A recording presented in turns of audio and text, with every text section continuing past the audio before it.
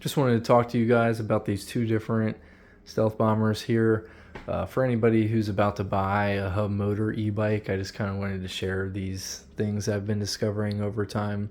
Really, it just boils down to, the cost of the bike, and then maintenance on the bike is really a big aspect. So if you don't plan on working on your bike, I guess this video is not going to pertain to you. But really, right out the gate, this 24-inch 5,000 watt e-bike, it can handle like the e-bike tires that you can basically put on with your hands, compared to like your 15,000 watt e-bike motor, which is going to have like a motocross or motorcycle style tire, which I can't even, this is me squeezing even harder and I can hardly make an indent on that. So just getting the tire on and not popping the inner tube on these really is so challenging if you're new to it. I'm not good at doing this yet with these style tires. I'm more familiar with like a mountain bike, so it's easy for me. Some people just don't refuse to put on tires and stuff, so if that's a big issue for you,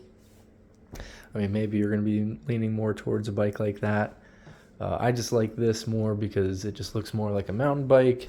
The weight of it could potentially even fit on, if you already have a bike and you have a bike rack on your car, like you might even be able to just put a bike like this on your current bike rack. Compared to something like this, it's like 180 pounds or something. You're probably not going to get that on your bike rack.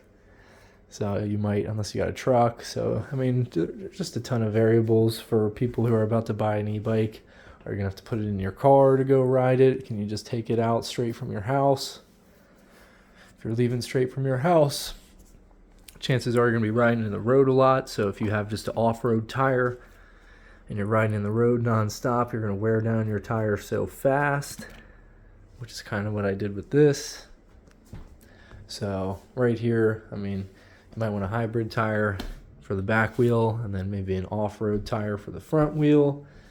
There's just so many different things and combinations that I'm discovering now. So I'm kind of in the boat of wanting a new front wheel to put on here. So this is a 20-inch wheel, so it's also going to change up the geometry of it, the sitting position or the riding position.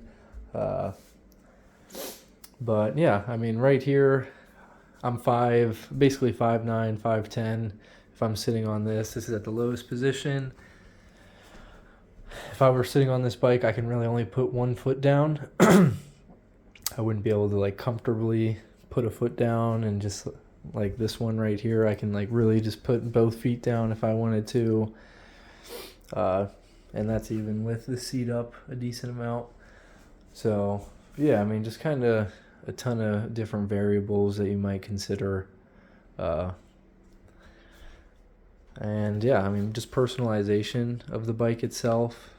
I like these because you can really do virtually anything. I got like the gold off tone on it, of course. But